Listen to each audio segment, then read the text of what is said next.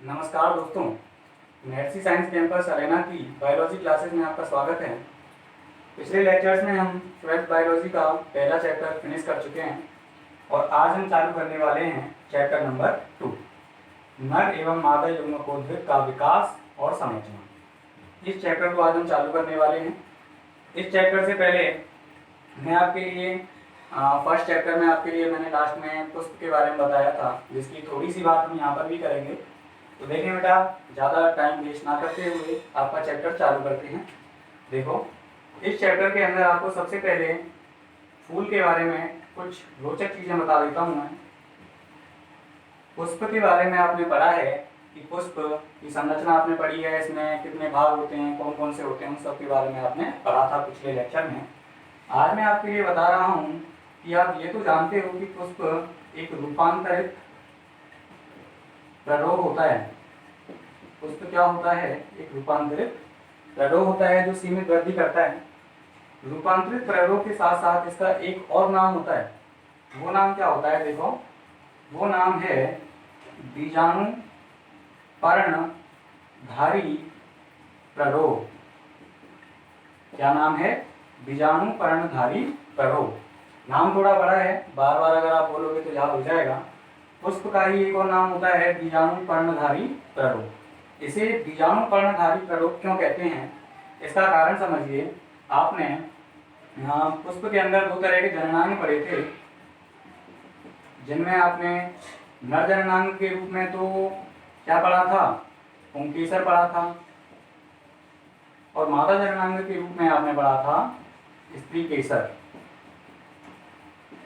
तो देखें बेटा, अगर हम इनके एक एक शब्द की ओर बात करें तो पुंकेसर को लघु बीजाणु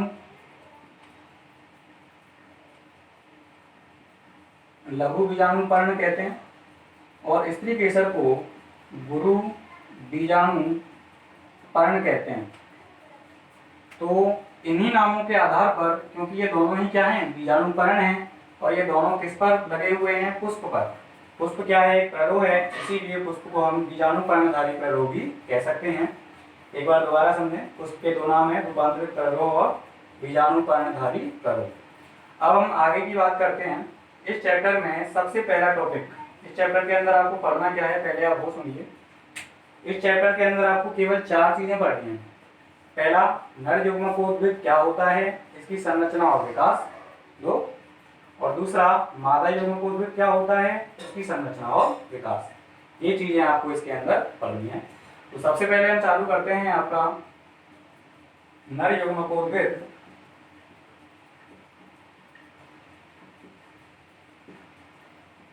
संरचना एवं विकास।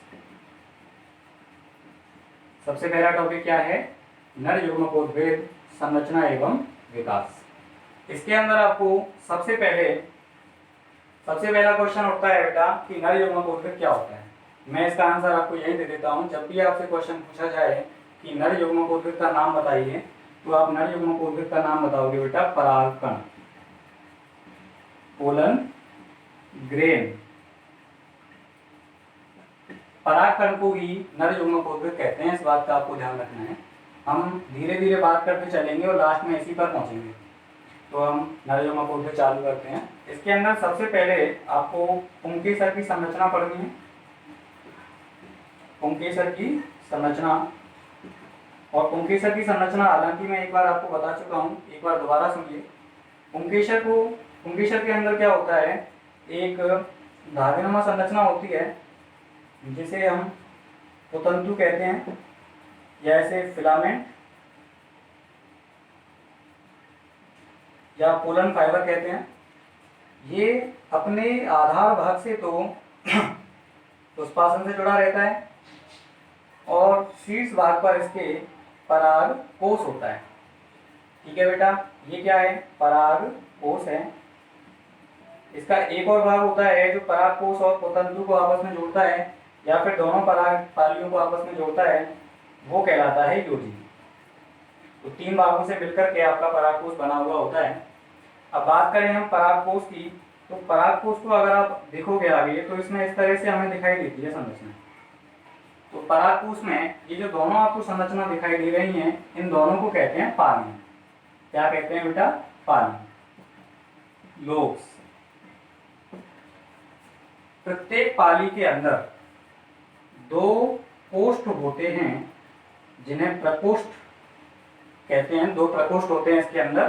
तो एक पराकोष्ठ के अंदर कितने प्रकोष्ठ हो गए? 4। ये क्या है? प्रकोष्ठ हैं। प्रकोष्ठ, इन्हें हम लघु बीजाणु धानी कहते हैं। इन प्रकोष्ठों को क्या कहते हैं? लघु बीजाणु धानी। एक बार दोबारा देखें। पराकोष्ठ में 2 पालियां होती हैं। प्रत्येक पाली में 2 प्रकोष्ठ होते हैं जिन्हें हम क्या कहते हैं? लघु बीजाणु धानी, या इसका एक और नाम होता है परागपुट। क्या नाम होता है? परागपुट। इतनी बात क्लियर है?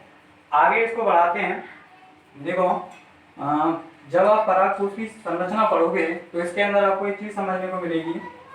इससे अगर हम इसका एक नाम देने की कोशिश करें तो एक छोटा सा नाम हम इसको दे सकते हैं। पालियां कितनी है इसके अंदर? 2। तो परागकोश कैसा हो गया? 2 पाली है तो द्विपालित। 2 पाली होने की वजह से द्विपालित। और 4 कोष्ठ है तो चतुर्कोष्ठीय। चतुष्कोष्ठीय संरचना होती है। पराकोष्ठ कैसी संरचना होती है? द्विपालित और चतुष्कोष्ठीय संरचना होती है। इसके अंदर 2 पालियां और 4 कोष्ठ पाए जाते हैं। चारों कोष्ठों को हम क्या कहते हैं? लघु बीजाणु धानी। इतनी बात क्लियर?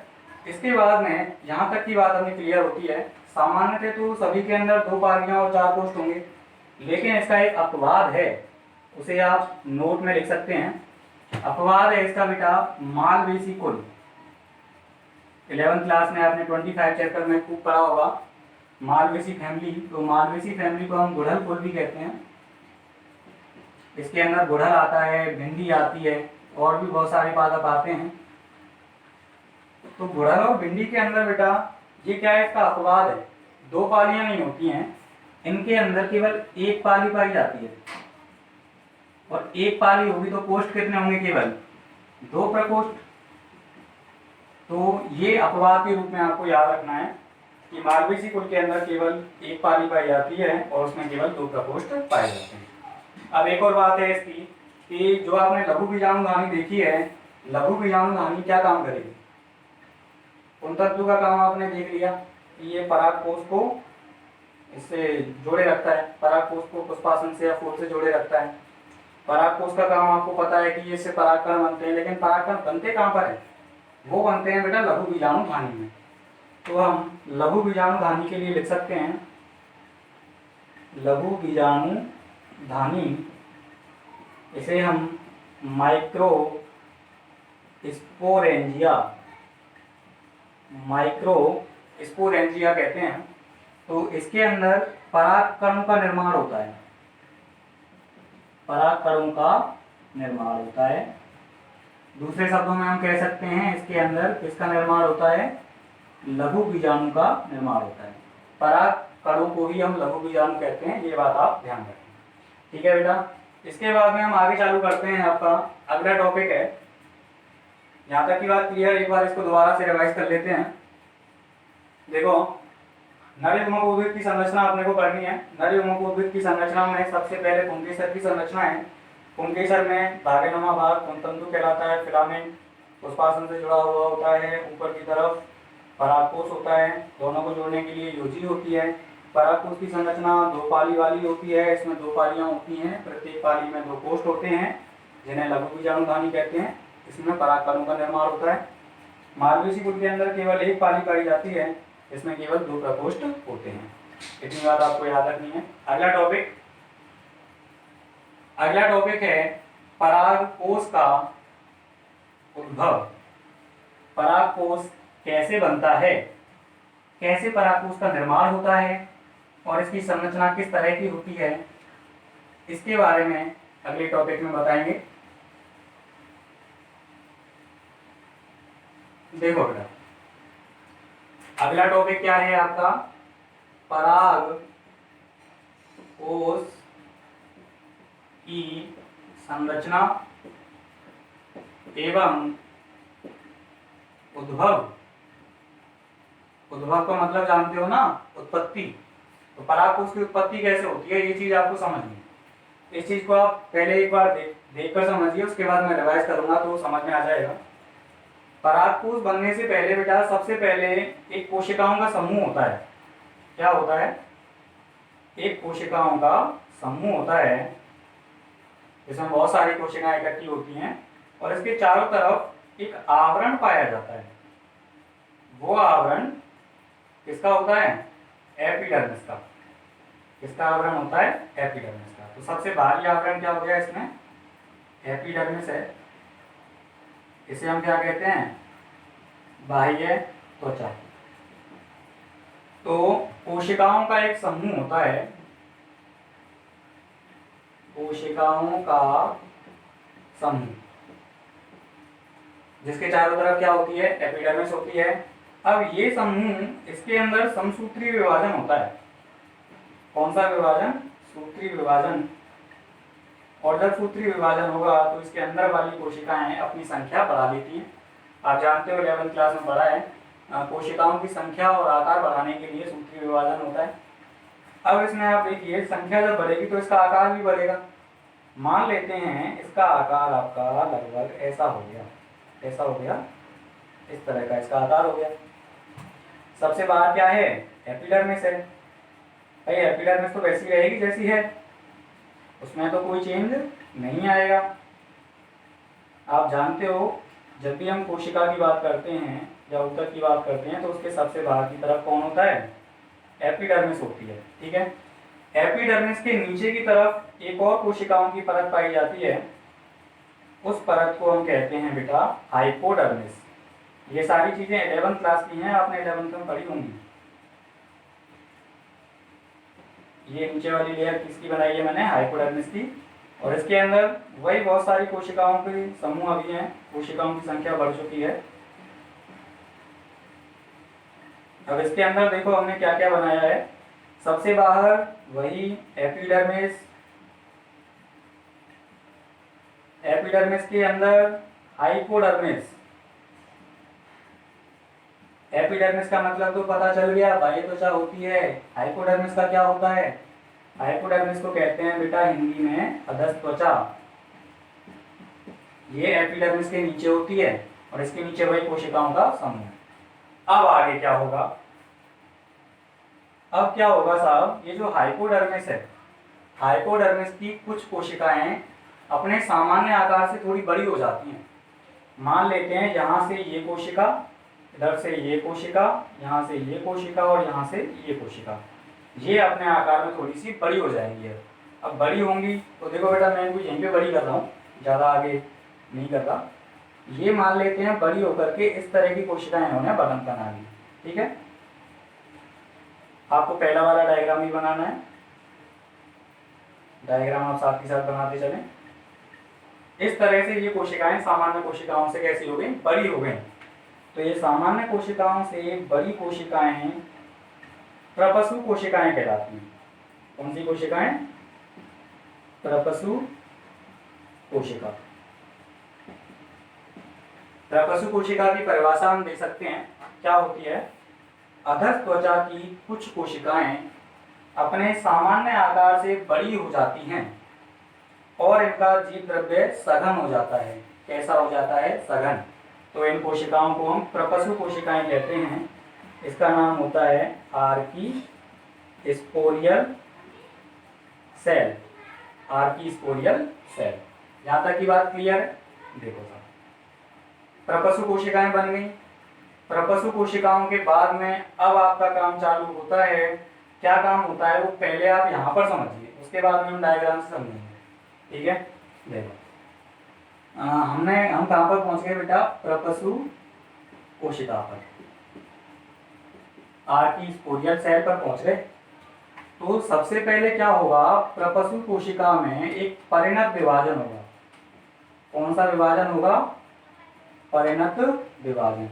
इसको पेरिक्लाइनल डिवीजन कहते हैं।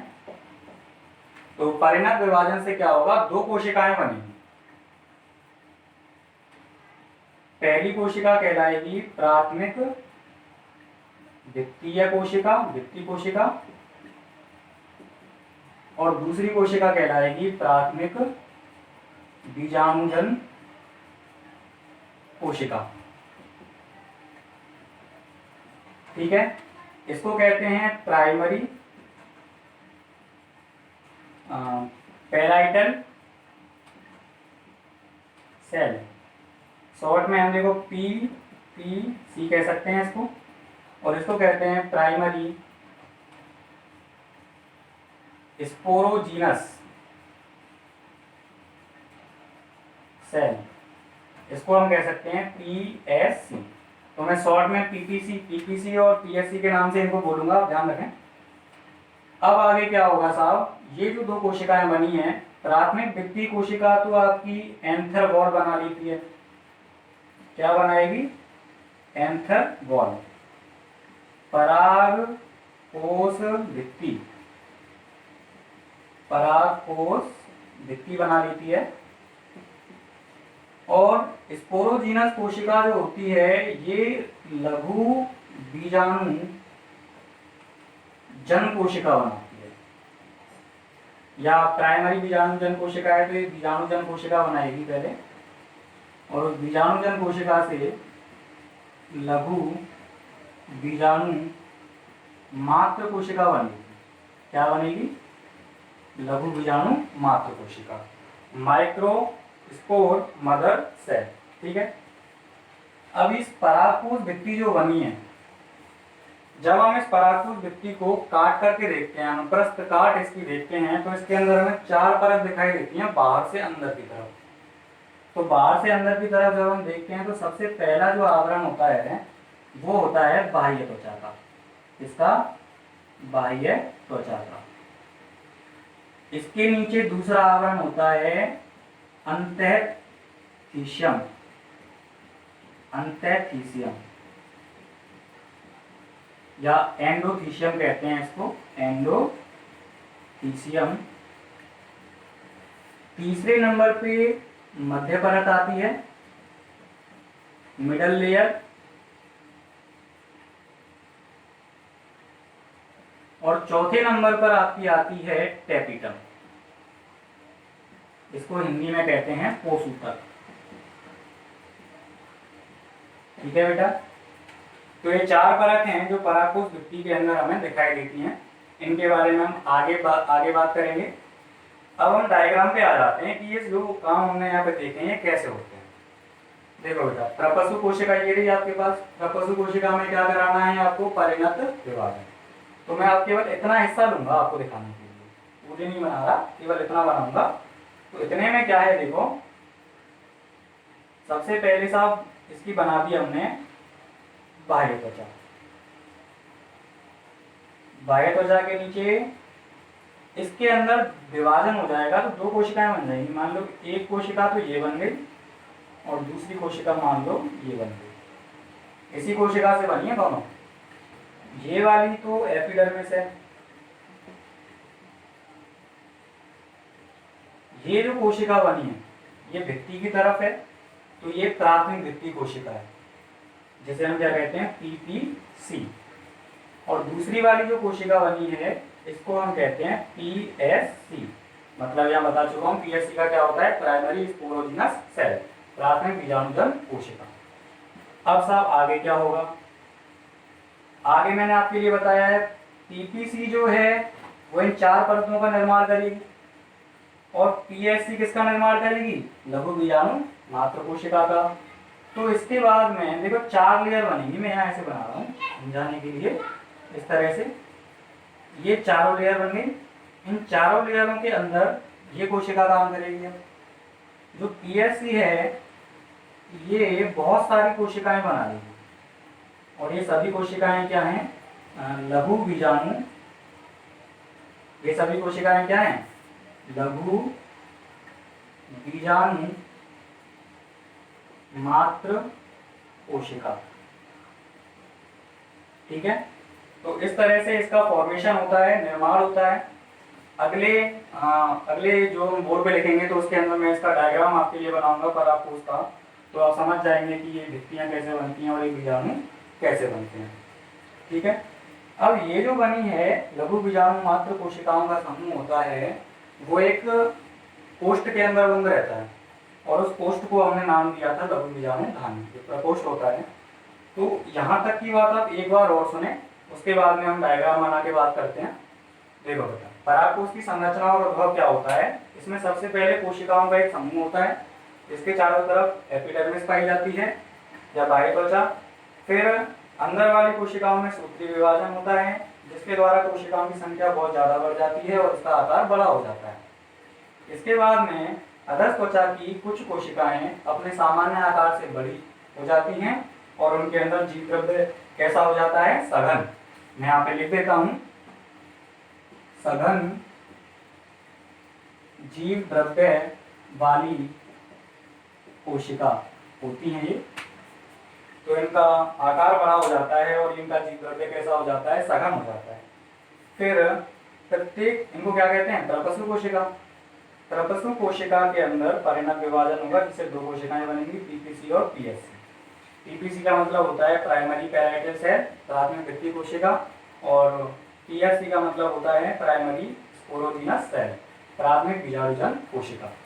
इसके बाद में पीपीसी से क्या बनती है, एंथर वॉल बनती है, परागकोश भित्ति बनती है। और पीएससी से क्या बनेगा, पहले बीजाणुजन कोशिका बनेगी, फिर लघु बीजाणु मात्र कोशिकाएं इससे बन जाती हैं। अब इसकी एक छोटी सी बात सुने होता है, जो प्राथमिक बीजाणुजन कोशिका है वो या तो सीधे सीधे लघु बीजाणु मात्र कोशिका में बदल जाएगी, या फिर पहले सूत्री विभाजन से बहुत सारी क्या बनाएगी, बीजाणुजन कोशिका। फिर प्रत्येक बीजाणुजन कोशिका लघु बीजाणु मात्र कोशिका का काम करेगी। ये बात मैं आपके लिए आगे बताऊंगा जब बीजाणुजन के बारे में बताऊंगा। तो यहाँ तक आप नोट करें अपनी कॉपी में, वीडियो को पॉज करके। अब मैं आपके लिए परागकोश की संरचना बता रहा हूँ। उद्भव हो गया, समझ में आया। इसके बाद में संरचना देखें इसकी।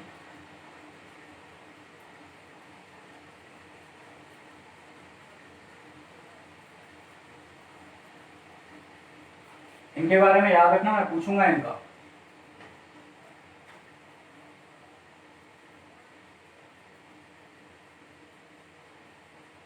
देखो अब हम चित्र बना रहे हैं किसका, परागकोश का। तो संरचना बना रहे हैं परागकोश की, देखो कैसे बनेगी। तो परागकोश के लिए आप सबसे पहले चित्र बनाएं ऐसा, साथ साथ आप चित्र बना सकते हैं इस तरह से।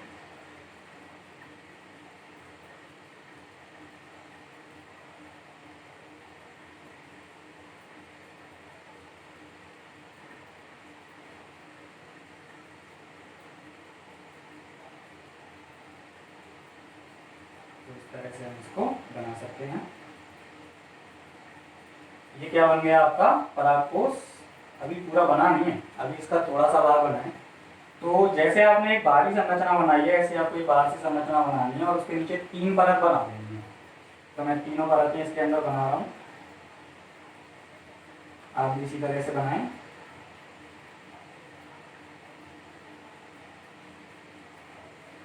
थोड़ा सावधानी से।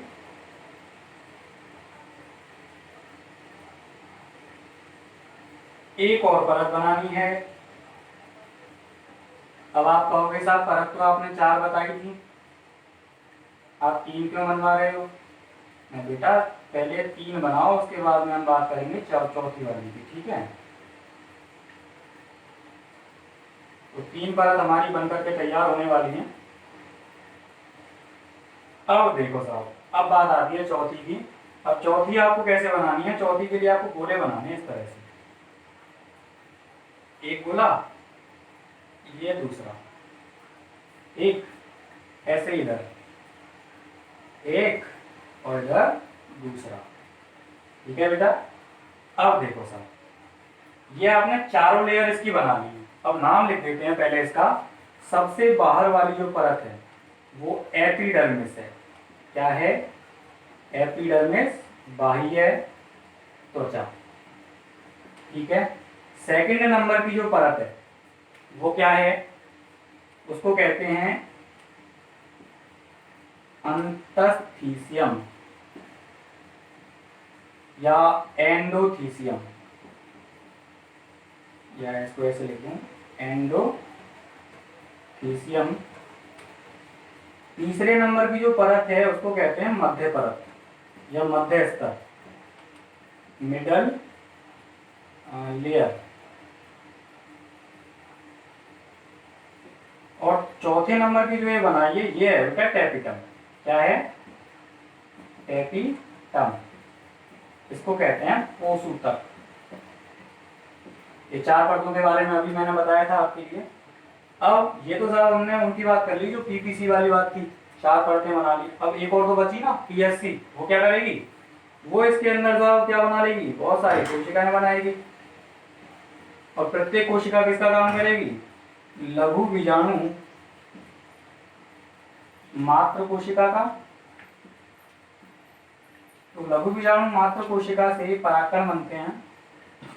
कैसे बनते हैं मैं बताऊंगा आपके लिए आगे। ऐसे ही आपको सभी के अंदर कर देना है।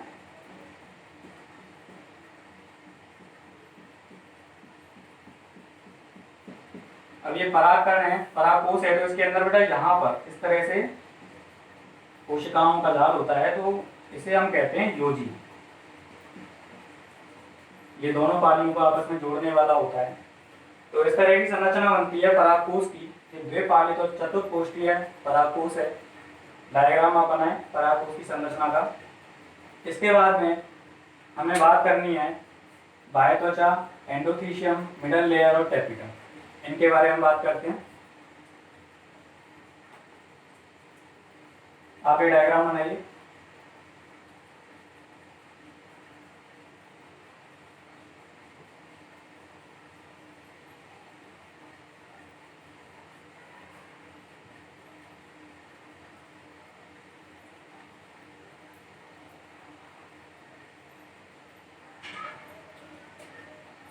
मैंने आपको अभी बताया था कि प्रपशु कोशिकाओं से 2 तरह की कोशिकाएं बनती हैं, प्राइमरी भित्ति कोशिका और प्राइमरी स्पोरोजिनस कोशिका।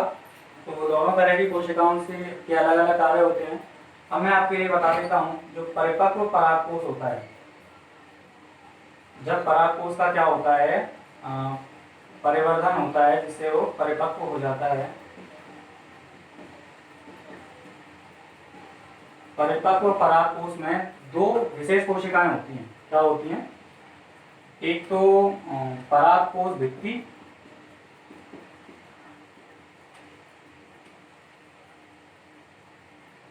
और दूसरी होती है बीजाणुजन कोशिका। तो इन 2 भागों में हम परागकोश को बांट सकते हैं। जब वो परिपक्व होने लगता है तो इन 2 भागों में बढ़ जाता है। तो सबसे पहले मैं इसकी बात करता हूं, इसकी बात हम बाद में करेंगे। सबसे पहले बीजाणुजन कोशिका की हम बात करते हैं। तो देखो बेटा, बीजाणुजन कोशिका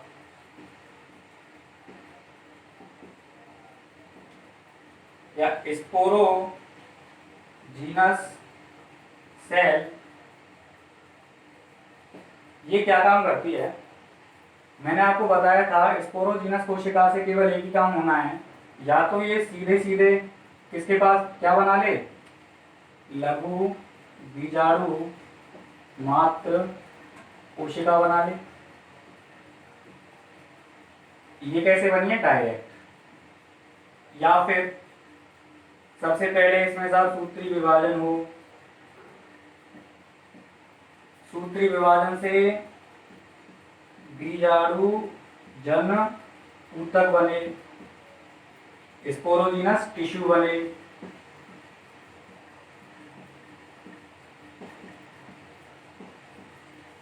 तो टिश्यू है, ऊतक है, तो इसके अंदर बहुत सारी कोशिकाएं होंगी बीजाणुजन की।